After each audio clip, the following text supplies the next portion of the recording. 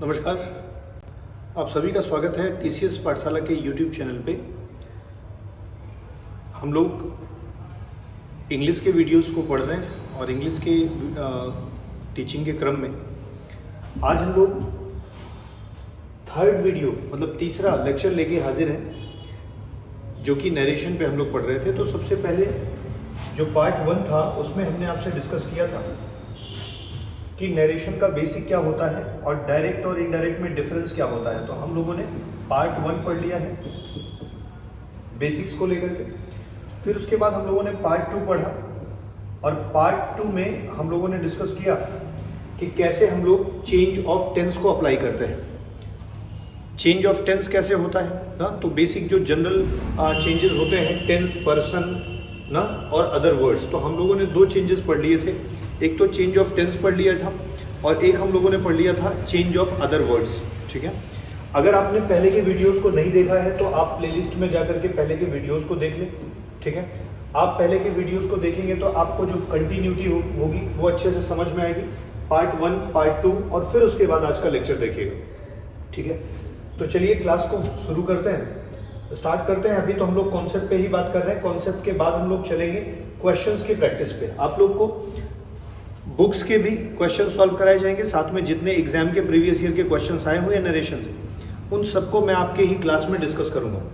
ठीक है, तो चलिए टॉपिक को स्टार्ट करते हैं। हाँ, अगर आप चैनल पे नए हैं और पहली बार वीडियो देख रहे हैं तो अगर आपको वीडियो अच्छा लगे तो लोगों तक भेजिए भी इसे और चैनल को सब्सक्राइब कर लीजिए ताकि आगे जितने भी वीडियोस हों वो आपको मिलते रहें। अगर आप हमारे ऑफलाइन सेंटर्स में हमारी टीम के साथ पढ़ना चाहते हो तो कुंडा, ऊंचाहार और लाल गोपालगंज 3 जगह पर ऑफलाइन क्लासेस भी हम लोग की चलती हैं, जिसके लिए दिए गए नंबर्स पे आप कांटेक्ट कर सकते हैं। और ऑफलाइन सेंटर्स पे भी जो नए बैचेस स्टार्ट हो रहे हैं उनकी तैयारी आप कर सकते हैं।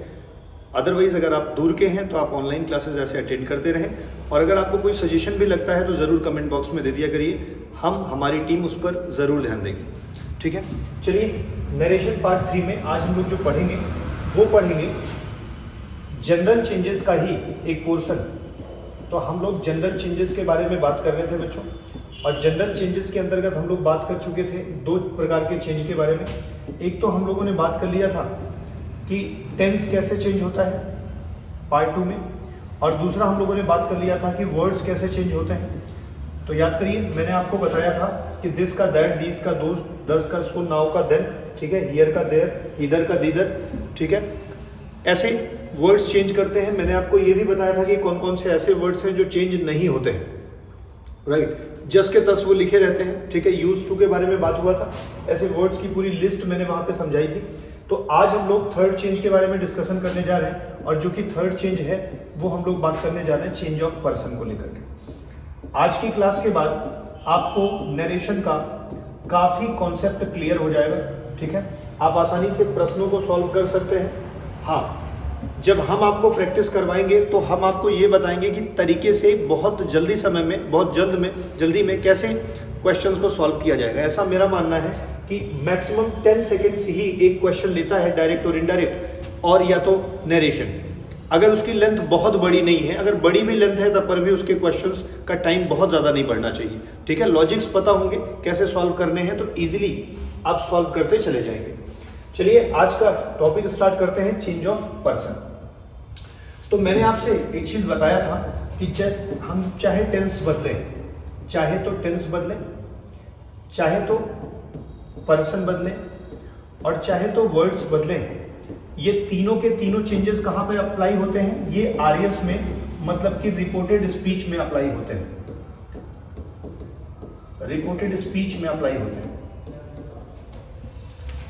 और आरवी का भी चेंज बात नहीं कर रहे हैं हम, आपसे आरएस के ही चेंज में 2 चेंजेस बता चुके हैं। आज हम आपसे डिस्कस करने जा रहे हैं चेंज ऑफ पर्सन के बारे में। तो आइए क्लास को स्टार्ट करते हैं और देखिए यहां पे चेंज ऑफ पर्सन के बारे में डिस्कशन करेंगे। चेंज ऑफ पर्सन, जो चेंज ऑफ पर्सन होता है, पहली बात तो आप समझिए पर्सन कितने प्रकार के होते हैं। तो पर्सन 3 प्रकार के होते हैं, एक तो फर्स्ट पर्सन, एक सेकंड पर्सन और एक थर्ड पर्सन। ठीक है, अब ये जो फर्स्ट पर्सन होता है इसका भी अपना सिंगुलर हो सकता है और या तो इसका अपना प्लूरल हो सकता है। तो फर्स्ट पर्सन का सिंगुलर या प्लूरल हो सकता है। जब हम फर्स्ट पर्सन का सिंगुलर बोलेंगे तो आई के बारे में बात करेंगे और जब प्लूरल की बात करेंगे तो हम वी के बारे में डिस्कशन करेंगे। जब हम सेकेंड पर्सन की बात करेंगे तो सेकेंड पर्सन का सिंगुलर तो हम लोग नहीं यूज करते, पहले हम लोग दाऊ को यूज करते थे सिंगुलर के रूप में, बट अभी सोशली एक्सेप्टेड जो है, मतलब कि इंग्लिश में यू को हम सिंगुलर और प्लूरल दोनों ही कंसीडर करते हैं और हमेशा उसके साथ वर्ब जो होती है वो प्लूरल ही यूज करते हैं। तो इस तरीके से आपका जो यू होगा वो हमेशा प्लूरल ही कंसीडर करिए क्योंकि उसके साथ वर्ब हमेशा प्लूरल आती है। और थर्ड जो है, अगर आप ही की बात कर रहे हैं, आप अगर शी की बात कर रहे हैं, आप अगर इट की बात कर रहे हैं या कोई भी सिंगुलर नेम की बात कर रहे हैं ना, कोई भी सिंगुलर नेम, तो ये सारे के सारे क्या हो जाएंगे, सिंगुलर होंगे और थर्ड पर्सन के कहलाएंगे। और अगर आप दे की बात कर रहे हैं, ठीक है, प्रोनाउन में, और नाउन में अगर दो लोगों का नाम हो जाए तो वो फिर प्लूरल कहलाएगा, थर्ड पर्सन का प्लूरल। ये जो फर्स्ट पर्सन होता है बच्चों, जिन्हें हम आई और वी कहते हैं, इन्हें हम लोग कहते हैं वक्ता या स्पीकर। जो बात को बोलेगा, जो बात को बोलेगा वो फर्स्ट पर्सन कहलाएगा। और जो लिसनर होता है, जो सुनता है, जिसे आप श्रोता कहते हैं, इसे हम लोग बोलते हैं कि ये सेकंड पर्सन है। और जिसके बारे में हम बात करते हैं, जिसके बारे में हम लोग बात करते हैं, हम इसे क्या बोलते हैं, थर्ड पर्सन बोलते हैं। तो मतलब जो बोले वो फर्स्ट पर्सन है, जो सुने वो सेकंड पर्सन है और जिसके बारे में हम लोग बात करें वो थर्ड पर्सन है। जैसे कि मैं कह रहा हूं, अगर मैं अकेले हूं तो मैं सिंगुलर हूं, एक वचन हूं और मैं कह रहा हूं और आप सभी सुन रहे हैं। तो चूंकि आपकी संख्या ज्यादा है इसलिए क्या हो जाएगी, मैं फर्स्ट पर्सन हुआ और यू पीपल, यू क्या हो गया, सेकंड पर्सन हो गया। अभी अगर ऐसा होता कि हमारे परिवार के सारे सदस्य यहाँ पे उपलब्ध होते, टीसीएस परिवार के जो अन्य फैकल्टीज हैं वो भी उपलब्ध होती यहाँ पे, तो हम वी बोल रहे होते, फिर हम वी, ठीक है, एक से ज्यादा होते तो क्या बोलते, वी। और वी के लिए फिर आप तो लिसनर यू ही रहते, सेकंड पर्सन, लेकिन जो बोलने वाले लोग हैं वो ज्यादा हो जाते, इसलिए जो स्पीकर होता वो प्लूरल हो जाता। तो आई सिंगुलर है, वी प्लूरल है, यू सेकंड पर्सन है, ही शी इट थर्ड पर्सन का सिंगुलर है और दे जो है थर्ड पर्सन का प्लूरल है। आगे चल के नेक्स्ट चैप्टर्स में जब कभी हम टाइम और टेंस पढ़ेंगे तो हम इनके सिंगुलर और प्लूरल पे ज्यादा इंफेसिस, ज्यादा जोर देकर के आपसे बात करेंगे कि क्यों इन्हें सिंगुलर और क्यों इन्हें प्लूरल कहा जाता है। और बहुत सारी ऐसी कंफ्यूजन पे भी बात करेंगे जो कभी कभी आप आई को प्लूरल कंसीडर कर लेते हैं ना, तो इन सब पे भी डिस्कशन हम लोग करेंगे, ठीक है। वो कुछ भ्रांतियां हैं जिन्हें दूर करना होगा, बट अगले चैप्टर में, अभी आज वो टॉपिक यहाँ पे नहीं छेड़ा जाएगा, ठीक है। चलिए, अगर हम बात करें आपसे तो तीन पर्सन है, फर्स्ट पर्सन, सेकेंड पर्सन और थर्ड पर्सन। तो मैं ऐसा लिख लेता हूं, फर्स्ट पर्सन, सेकेंड पर्सन और थर्ड पर्सन, ठीक है। और इनको हम चेंज करेंगे तो इनको हम चेंज करेंगे हमेशा किसके अनुसार, SON के अनुसार, ठीक है। तीर देखिएगा, एरो में ऐसा लगा रहा हूं कि जो फर्स्ट पर्सन है वो सब्जेक्ट के अकॉर्डिंग चेंज होगा, जो सेकेंड पर्सन है वो ऑब्जेक्ट के अकॉर्डिंग चेंज होगा और जो थर्ड पर्सन है वो नो चेंज में जाएगा। मतलब कि यहां पर कुछ बातें लिखनी जरूरी है कि एक बराबर क्या है, फर्स्ट पर्सन, दो बराबर क्या है, सेकेंड पर्सन, थ्री जो लिखा हुआ है उसका मतलब क्या है, थर्ड पर्सन। और अब यहां से आप कैटेगराइज कर सकते हैं ना, फर्स्ट पर्सन में कौन आ गया, आई और वी, सेकेंड पर्सन में कौन आ गया, यू, और थर्ड पर्सन में कौन आ गया, ही, शी, इट, नेम और दे। अग्री। अब अगर हम बात करें, ये जो SON दिया गया है तो आप इसको ध्यान रखेंगे, S बराबर क्या है, सब्जेक्ट, S बराबर क्या है, सब्जेक्ट, और O बराबर क्या है, ऑब्जेक्ट, और N बराबर क्या है, नो चेंज। देखो बच्चों, एक बात तो ध्यान रखो कि आप अपनी लाइफ में जब कभी भी किसी चीज को पाना चाहते हो तो आप उस चीज को मेहनत से ही पा सकते हो। मतलब कि उसके लिए आपको एफर्ट डालना पड़ेगा। आपके पूरे जीवन में या पूरी लाइफ में अगर मैं कहूं तो कोई भी चीजें फ्री नहीं मिलती। Nothing is free in this world, everything has a cost. हर चीज का एक अपना वैल्यू है। तो अगर आपको सब्जेक्ट सीखना होगा तो सब्जेक्ट के लिए मेहनत करनी होगी कि नहीं होगी। अगर आपको इंग्लिश सीखना है, कोई एक विषय सीखना है, आपको जीएस सीखना है, आपको रीजनिंग सीखना है, किसी भी सब्जेक्ट को अगर आप सीखना चाहते हो तो you will have to do a lot of effort for that. I said nothing is free तो नथिंग इज फ्री। मान लीजिए कि कोई चीज़ नहीं, हर चीज़ का अपना कॉस्ट है। अगर कोई आदमी कोई चीज़ आपको फ्री दे भी दे रहा है ना तो उसके पीछे भी उसका जो इंटेंशन है वो उसकी कॉस्ट वहाँ से निकाल रहा होगा। तो अगर आपको कोई चीज़ मिलेगी या कोई चीज़ आप पाना चाहते हो तो उसके लिए क्या करना पड़ेगा, एफर्ट डालना पड़ेगा, और आप एफर्ट डालेंगे तो निश्चित तौर पर आपको वो चीज़ें मिलेगी। तो यहां पर हमने 1 2 3 को समझाया। 1 2 3 क्या है, ये सब फर्स्ट पर्सन, सेकंड पर्सन और थर्ड पर्सन है। और ये जो SON लिखा हुआ है ये सब्जेक्ट, ऑब्जेक्ट और नो चेंज की बात कर रहा है। एरो को समझते हुए अगर हम देखेंगे तो हम ये कहना चाह रहे हैं कि जो फर्स्ट पर्सन है वो सब्जेक्ट के अकॉर्डिंग चेंज होगा, जो सेकंड पर्सन है वो ऑब्जेक्ट के अकॉर्डिंग चेंज होगा, और जो थर्ड पर्सन है उन्हें हम चेंज ही नहीं करेंगे। अगर आपके मन में ये प्रश्न है कि सर ये फर्स्ट सेकंड थर्ड हम देखेंगे कहां पे, तो ध्यान रखना फर्स्ट सेकंड थर्ड जो पर्सन है वो हम देखेंगे किसमें, RS में, रिपोर्टेड स्पीच में। अगर रिपोर्टेड स्पीच में फर्स्ट पर्सन आया होगा तो वो रिपोर्टिंग वर्ब के सब्जेक्ट के अकॉर्डिंग चेंज होगा, RV के।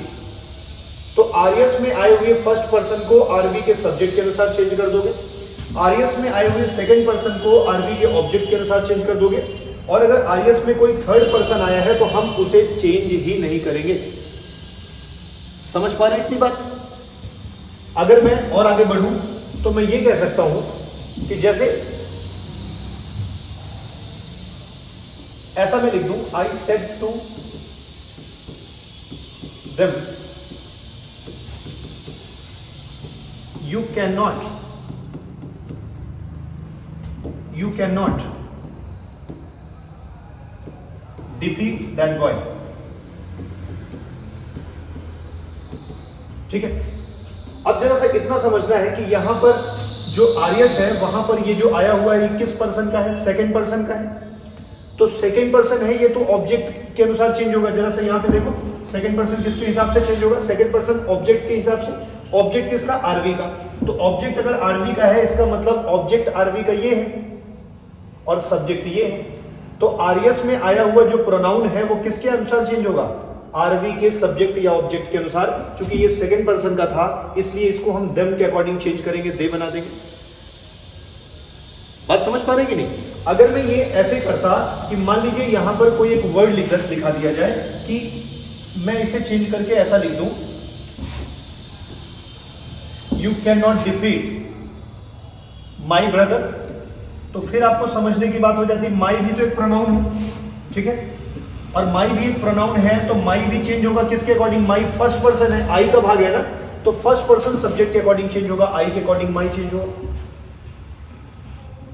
Are you getting? चीजें समझ में आ रही?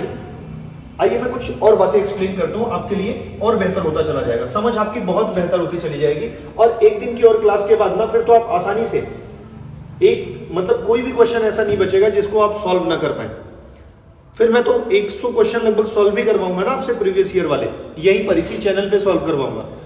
तो आप बस जुड़े रहिए, आप मेहनत करते रहिए, मैं आपके लिए जितना हो सकेगा उतना बेहतर करने की पूरी कोशिश करूंगा। अब देखिए जैसे आई था बच्चे, वी था, ऐसे ही यू था, ऐसे ही था, शी था, इट था और दे था, राइट। तो जब हम इनको चेंज करते हैं तो इनको एलोबरेट करेंगे, जब इनको बड़ा करेंगे तो बड़ा करने पे जैसे ये सारे के सारे सब्जेक्ट हैं तो हम बोलते हैं ये सारा जो है वो सब्जेक्टिव केस है। लेकिन जब हम इन्हें ऑब्जेक्ट में रखना चाहें, जब कभी हम इन्हें ऑब्जेक्ट में रखना चाहें या जब कभी हम इन्हें पॉसेसिव केस में रखना चाहें तो इनमें कुछ चेंजेस होते हैं। जैसे आई बदल करके किस में हो जाता है, मी में, वी बदल करके किस में हो जाता है, अस में, यू बदल करके यू में ही रहता है, ही बदल करके हिम में, शी बदल करके हर में, इट तो इट ही रहता है, दे बदल करके देम में, ऐसे ही हु बदल करके हुम में। अग्री? फिर उसके बाद अगर हमें चेंज करना हो, मी ऑब्जेक्ट है तो मी के बाद हमारे पास पॉसेसिव केस आते हैं। पॉसेसिव केस को हम लोग दो भागों में डिवाइड करते हैं, एक तो एडजेक्टिव वाला पोर्शन और एक प्रोनाउन वाला पोर्शन। तो पॉसेसिव केस के दो भाग हम लोग डिवाइड कर लेते हैं, एक एडजेक्टिव वाला पोर्शन और एक प्रोनाउन वाला पोर्शन। आप कहोगे सर ये एडजेक्टिव प्रोनाउन क्या है अलग अलग, तो चिंतित मत होइए, ये अगले चैप्टर्स में कभी डिस्कशन में आएगा, नाउन पढ़ाते समय आएगा, केस पढ़ाते समय आएगा ना, तो उस पर डिस्कस करेंगे। प्रोनाउन पढ़ाते समय इन पे बात होगी, ठीक है, तो आप समझ पाएंगे। तो मी को अगर हम एडजेक्टिव में चेंज करें तो माई, और अगर प्रोनाउन में चेंज करेंगे तो माइन। ऐसे ही अगर अस को चेंज करेंगे तो यहां पे आवर और यहां पे फिर आर्स। यहां पे यू को चेंज करोगे बच्चों तो यू योर में हो जाएगा, ठीक है, और फिर यहां पे योर्स में हो जाएगा। ऐसे ही अगर हिम को चेंज करोगे तो हिज में हो जाएगा और फिर यहां पे भी हिज ही रहेगा। हर को चेंज करोगे तो हर में हो जाएगा और यहां पर बन करके हर्ष हो जाएगा। इट को चेंज करोगे तो ये इट्स में हो जाएगा विदाउट कॉमा, ध्यान रखिएगा। और उसके बाद यहां पे इसका फोर्थ वाला पार्ट प्रोनाउन नहीं बनता है। देम को बदलेंगे तो यहां पे दियर हो जाएगा और फिर यहां पे दियर्स हो जाएगा। तो इस तरीके से अगर मैं कहूं कि फर्स्ट पर्सन में कितनी चीज आएंगी तो आप कहोगे सर फर्स्ट पर्सन में ये दोनों आएंगे। तो आई भी फर्स्ट पर्सन, मी भी फर्स्ट पर्सन, माई भी फर्स्ट पर्सन, माइन भी फर्स्ट पर्सन, वी भी फर्स्ट पर्सन, अस भी फर्स्ट पर्सन और आवर भी और आर्स भी। बस ये सिंगुलर है और ये वाला प्लूरल है। और ये वाला कैसा होगा, ये वाला पोर्शन कैसा होगा, ये तो सेकंड पर्सन होगा जो ऑब्जेक्ट के हिसाब से चेंज होगा। और ये सारे के सारे कैसे हो जाएंगे, थर्ड पर्सन हो जाएंगे जो कि नो चेंज होंगे, मतलब कि इनमें से कुछ भी आ जाएगा तो हम उसे चेंज नहीं करेंगे। सोचो और एक बात मुझे बताओ कि अगर मान लीजिए मुझे चेंज करना है, जैसे कि मान लीजिए मैं एक एग्जांपल लेता हूं और आपको समझाता हूं। जैसे मैंने यहां पे लिखा कि he said to me you are my good friend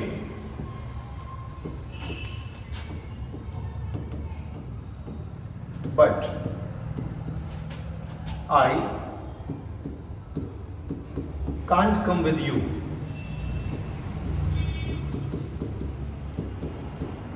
ठीक है, मैंने थोड़ा बड़ा सेंटेंस ले लिया है ताकि आपको चीजें मैं समझा पाऊं, ठीक है।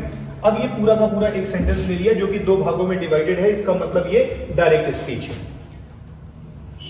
अभी मैंने आरवी का कोई बात नहीं करा है तो आरवी का अभी भी कोई बात नहीं करेंगे, आरएस के चेंजेस पे चलते हैं। हमने आपको टेंस बदलना सिखा दिया है और पर्सन पे बात हो रही है तो बेसिकली हम पर्सन की ही चर्चा करें तो एक यू बदला जाएगा, ठीक है, और ये माई भी बदला जाएगा क्योंकि फर्स्ट पर्सन है, चूंकि नहीं बदलने वाला तो थर्ड पर्सन होता है, ठीक है।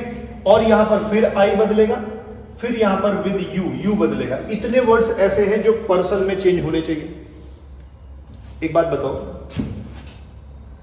बच्चों कि अगर कभी भी मुझे मी को बदलना है, ऐसे समझो थोड़ा सा, अगर कभी भी मुझे मी को बदलना है तो मी की जगह पर जो भी लिखा जाएगा वो मी वाली ही लाइन का, तो मतलब ऑब्जेक्ट वाली ही लाइन का तो लिखेंगे।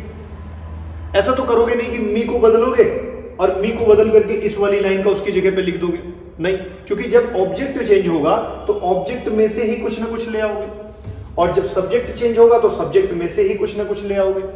जब पॉसेसिव का एडजेक्टिव चेंज होगा तो एडजेक्टिव में से ही कुछ ना कुछ आएगा और जब इसका प्रोनाउन चेंज होगा तो प्रोनाउन में से ही तो कुछ ना कुछ ले आओगे।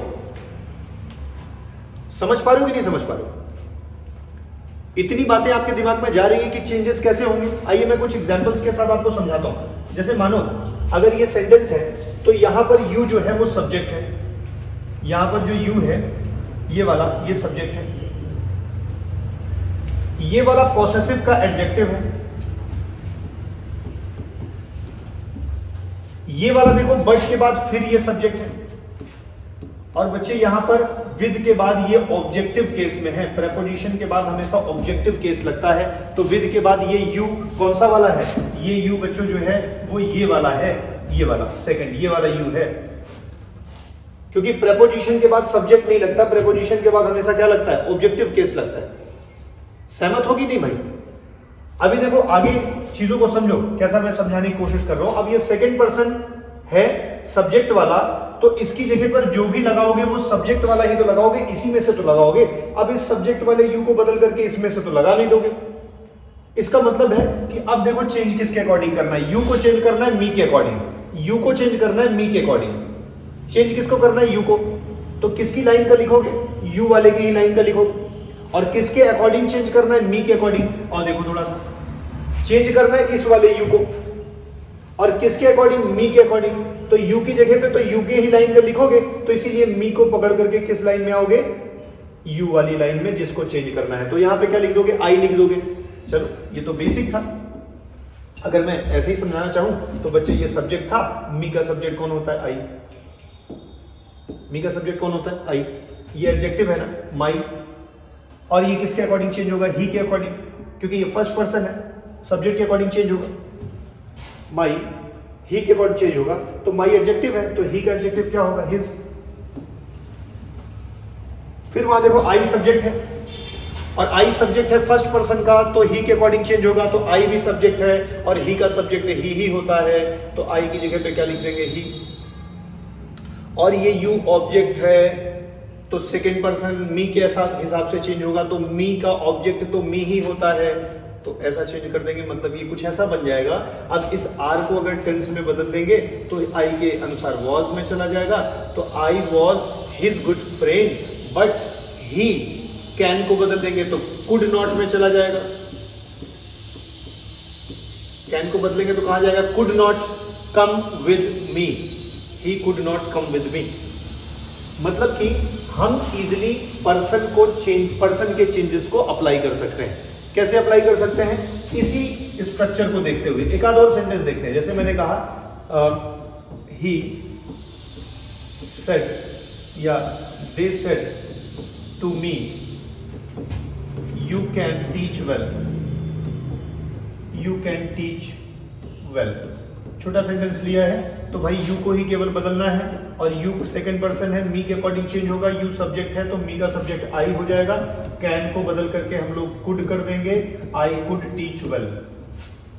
इजी है कि नहीं है भाई? टेंस बदल दिया, पर्सन बदल दिया, और इस तरीके से आप आसानी से सीख गए कि कैसे डायरेक्ट और इनडायरेक्ट के टेंस बदले जाते हैं ना। डायरेक्ट से इनडायरेक्ट बनाते समय आर्यस का टेंस कैसे बदलता है। आप ये सीख गए कि कैसे पर्सन बदलते हैं, और आप ये सीख गए कैसे शब्दों को चेंज किया जाता है। ठीक है, तो जल्दी से आप इसको अगर कॉपी करना चाहते हो या आप पीडीएफ के लिए टेलीग्राम चैनल को फॉलो करिए, वहां पे आप मांग सकते हैं पीडीएफ, आपको वहां पे इस क्लास की पीडीएफ भी मिल जाएगी। ठीक है, और अगर आपको चीजें समझ में आती हैं तो पीडीएफ ना भी अवेलेबल होता है तो क्या कर सकते हो? रोक करके लिख सकते हो, और कई एक बार वीडियोस को देख सकते हो जिससे कि चीजें समझ में आए। ठीक है ना। चलिए, हाँ, एक बात जरूर कि आप इस बात का ध्यान रखा करिए कि आपके लिए जो एफर्ट कोचिंग कर रही है, टीचर्स कर रहे हैं, ये कैसा लग रहा है जरूर बताया करिए। ठीक है, इससे क्या होता है? टीचर्स का मनोबल बढ़ता है और वो आपके लिए लगातार काम कर रहा होता है। तो हम जब आपसे कोई चार्ज नहीं ले रहे हैं, पैसे नहीं ले रहे हैं आपसे, तो कम से कम आप इतना काम तो कर ही सकते हो कि लोगों तक बातें पहुंचा सकते हो, आप शेयर कर सकते हो, वीडियो को लाइक कर सकते हो। ठीक है, तो जब अच्छे कंटेंट मिल रहे हैं तो उस पर काम कर सकते हो भाई। थोड़ा सा सपोर्ट तो आप भी करोगे, तब तो चीजें बनेंगी। ठीक है, तो इस तरीके से मैंने आपको जनरल चेंजेस सिखा दिए। ठीक है, तो जनरल चेंजेस सिखा दिए, तो अब हम आपको स्पेशल चेंजेस की तरफ लेके चलते हैं। किसकी तरफ? स्पेशल चेंजेस की तरफ लेके चलते हैं। अब ये स्पेशल चेंजेस क्या होते हैं? स्पेशल चेंजेस जो होते हैं वो होते हैं जो आरवी में अप्लाई होते हैं। कहां? Applied in RV. तो जैसे जनरल चेंजेस थे तो वो आरएस में अप्लाई होते थे, और ये जो स्पेशल चेंजेस हैं वो कहां अप्लाई होते हैं? आरवी में। और ये टेंस के अकॉर्डिंग, सेंटेंस के अकॉर्डिंग अप्लाई होते हैं। तो मैं स्पेशल चेंजेस को पढ़ाते समय 5 सेंटेंस की बात करूंगा। एक तो आपसे बात करूंगा किसके बारे में? असर्टिव सेंटेंस के बारे में। एक आपसे बात करूंगा किसके बारे में? इंटरोगेटिव सेंटेंस के बारे में। ठीक है, ऐसे ही मैं आपसे बात करूंगा किसके बारे में? इंपरेटिव सेंटेंस के बारे में ना। ऐसे ही मैं बात करूंगा किसके बारे में? एक्सक्लामेटरी सेंटेंस के बारे में। और हम लोग डिस्कस करेंगे किसके बारे में? ऑप्टेटिव सेंटेंस के बारे में। हम उन 5 प्रकार के वाक्य के बारे में डिस्कस करेंगे। असर्टिव सेंटेंस ऐसे सेंटेंस को कहते हैं जिसकी शुरुआत सब्जेक्ट से होती है। आप सारे लोग कई बार पढ़े होंगे और जानते भी होंगे। हर वो वाक्य जिसकी शुरुआत सब्जेक्ट से हो, वो चाहे अफर्मेटिव हो चाहे नेगेटिव हो, लेकिन वो असर्टिव सेंटेंस कहलाता है। अगर कोई भी वाक्य है जो सब्जेक्ट और हेल्पिंग वर्ब के ऑर्डर को ऐसा कर दे कि सब्जेक्ट के पहले हेल्पिंग वर्ब आ जाए, यहाँ तो सब्जेक्ट के बाद हेल्पिंग वर्ब या मेन वर्ब आएगी, लेकिन जब कभी भी सब्जेक्ट के पहले हेल्पिंग वर्ब आ जाती है तो वो इंटरोगेटिव स्ट्रक्चर होता है। वो चाहे फर्स्ट वाला स्ट्रक्चर हो चाहे सेकंड वाला स्ट्रक्चर हो, दोनों में हेल्पिंग वर्ब कर्ता के पहले ही आएगी। चाहे आप लिख लीजिए आर यू टीचिंग, या तो लिख लो वाई आर यू टीचिंग, दोनों में आर जो है यू के पहले है। तो जब कभी ऐसा स्ट्रक्चर मिलेगा तो इंटरोगेटिव होगा। फर्स्ट क्या होता है, सेकंड क्या होता है, we shall discuss everything in the class. ठीक है, टेंशन नहीं लेना है आपको। इंपरेटिव सेंटेंसेस कौन से होते हैं, वो सारे सेंटेंसेस जिनकी शुरुआत वर्ब की फर्स्ट फॉर्म से होती है, कभी कभी वर्ब की फर्स्ट फॉर्म से नहीं होती है तो डोंट प्लस वर्ब की फर्स्ट फॉर्म से हो जाती है। ठीक है, उनकी शुरुआत किससे हो जाती है, वर्ब की फर्स्ट फॉर्म से नहीं होती तो उनकी शुरुआत डोंट प्लस वर्ब की फर्स्ट फॉर्म से हो जाती है। अगर ऐसा भी नहीं होता तो उनकी शुरुआत जो है वो होती है नेवर प्लस वर्ब की फर्स्ट फॉर्म से। ठीक है, अगर ऐसा भी नहीं होता तो उनकी शुरुआत हो जाती है late plus subject plus verb की फर्स्ट फॉर्म से। तो ऐसा कभी भी स्टार्ट मिले, जैसे मैंने कहा सिट डाउन, मैंने कहा कि complete the work, help the poor, don't help the poor, don't make a noise. तो जब कभी भी हम ऐसे वर्ड्स का डिस्कशन करते हैं तो वो स्ट्रक्चर इंपरेटिव स्ट्रक्चर कहलाता है। और जब एक्सक्लामेटरी की बात करते हैं तो आप तो चिन्ह ही याद रखेंगे, जैसे कि ओह नाम का वर्ड कहीं पे आ जाए, कहीं पे एलास नाम का वर्ड आ जाए, कहीं पे हुर्रा नाम का वर्ड आ जाए, तो ये सारे वर्ड जो हैं क्या दिखाते हैं, एक्सक्लामेटरी सेंटेंस को दिखाते हैं। अगर ऐसा ना हो तो कहीं पर वाक्य की शुरुआत किससे हो जाए, व्हाट ए प्लस एडजेक्टिव से साथ में, या तो हाउ प्लस एडजेक्टिव से, जैसे व्हाट अ नाइस पेन, ठीक है, हाउ डिस्गस्टिंग, हाउ ब्यूटीफुल। तो ये सारे के सारे एक्सक्लामेटरी स्ट्रक्चर होते हैं। ऑप्टेटिव सेंटेंस के बारे में ध्यान रखने वाली बात यह है कि वो सारे वाक्य जिनकी शुरुआत में से होती है और उसके बाद सब्जेक्ट लगा होता है। वेरी इंपॉर्टेंट, आपको नोट करना है कि लास्ट में ये वाला चिन्ह लगा होता है। ठीक है, तो may you get good marks, ठीक है, may you succeed in your life. तो कभी कभी मे को हटा भी सकते हैं, जैसे मैंने कहा कि गॉड ब्लेस यू, तो सही मतलब उसका मे गॉड ब्लेस यू था, लेकिन हम मे को हटा भी सकते हैं, लेकिन उसकी मीनिंग को अंडरस्टूड कर लेंगे। तो हम इन्हीं वाक्यों के स्ट्रक्चर की बात कर रहे थे। मैं आपको थोड़ा सा समझाता हूं कि जैसे मान लो आरएस लिखा है, आरवी लिखा है ऐसा, ही सेड ना, और यहां लिखा है why do you play, why do you play. तो देखो समझना क्या है, चेंज तो करेंगे इसमें, लेकिन ध्यान देंगे कि स्ट्रक्चर कैसा है। तो स्ट्रक्चर इसका इंटरोगेटिव का है ना, तो जब इसका स्ट्रक्चर इंटरोगेटिव का है बच्चे, तो यहां पर हम वो सारे नियम लगाएंगे जो इंटरोगेटिव वाला कहेगा। अगर मान लीजिए कभी सेंटेंस ऐसा दे दे कि वहां पे लिखा हो कि sit down and don't cry, ठीक है। अब आरएस में अगर ऐसा हो गया है तो अब इसकी शुरुआत किससे हो रही है, इसकी शुरुआत तो सिट डाउन मतलब वर्ब की फर्स्ट फॉर्म से हो रही है। तो जब इसकी शुरुआत वर्ब की फर्स्ट फॉर्म से हो रही है तो इसका मतलब ये है, जैसे ऐसा लिखा हो सिट डाउन, ठीक है। अब इसकी शुरुआत अगर वर्ब की फर्स्ट फॉर्म से हो रही है बच्चों, तो इसका मतलब है कि ये इंपरेटिव है।